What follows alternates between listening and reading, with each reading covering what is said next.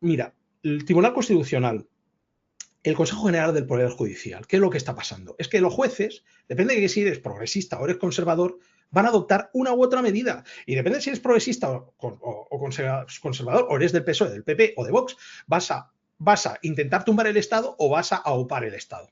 ¿Pero eso qué Ujú. es? ¿Dónde está la supuesta justicia? Si no existe ni a los mayores niveles que se supone que debería ser ciega, se supone que un juez debería dictaminar pues, realmente por imparcialidad y no por ideología, ¿qué te puedes imaginar en los otros estamentos? Si en lo más alto de España todo se regula políticamente, dependiendo del poder que tenga ese juez, ese magistrado y de su ideología. Y así, y va a depender de él que tú vayas a prisión, así de claro, o quedes en libertad. O sea, cosas tan importantes como esa.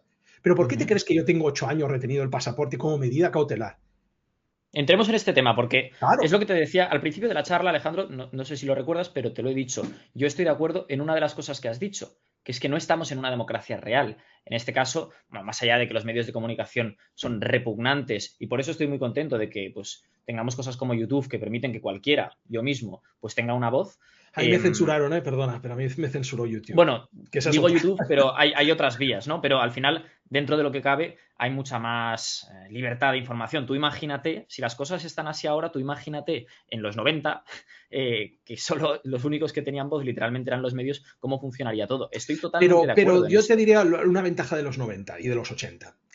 A pesar de que no había tantos medios y ni tanta facilidad de comunicación nacional e internacional, si tú precisamente salías a una protesta o salías a la calle o ibas a un centro cultural a exponer tus ideas, tenían una repercusión, además de que la gente se implicaba en ello. ¿Qué ocurre Mm. ahora?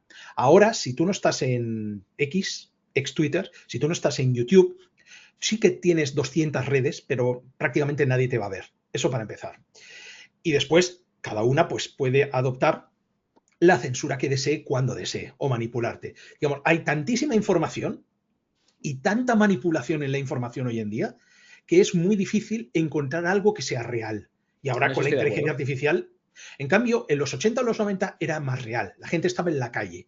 Y si tú querías exponer una idea o querías ganarte el apoyo de tus compañeros de trabajo protestando o tal, incluso en la época franquista, pues salías a una manifestación con una sábana pintada, eso tenía un impacto. A pesar que obviamente el único canal que existía, que era la primera, en esa época era televisor blanco y negro, y la primera no te daría cobertura porque no le interesaba, pero eso tendría Ujú. una repercusión y de persona a persona iría pasando esa información y se irían creando grupos que de esa forma ha sido poco a poco como se ha levantado también muchos de los derechos de los trabajadores, etcétera, etcétera, en España, ¿no? O sea que, ojo con eso, porque creemos que estamos muy informados y que hay mucha facilidad, pero luego, de hecho, puede ser lo contrario, debido a esa cantidad de basura que se publica todos los días en el control y el poder de un grupo minoritario, ni que hablar de las plataformas de entretenimiento que buscan estupidizarte al máximo, que estés viendo series Ujú. todo el día para que dejes de preocuparte de lo que es la sociedad y les dejes gobernar a ellos, ¿no?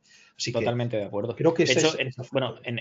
en el tema que hablábamos antes de, bueno, de los libros meramente, creo que en mi generación, que soy bastante joven, cuento con menos de 5 dedos la gente que realmente lee más de un libro cada 2 meses y no te exagero. O sea, es un tema que se ha perdido. Uno podría argumentar que al final estamos leyendo cosas en el móvil, pero es una locura. O sea, es algo que, por supuesto, soy muy crítico, creo que atonta y creo que ese es un poco el objetivo, que al final la gente deje de pensar. Coincido en este tipo de cosas.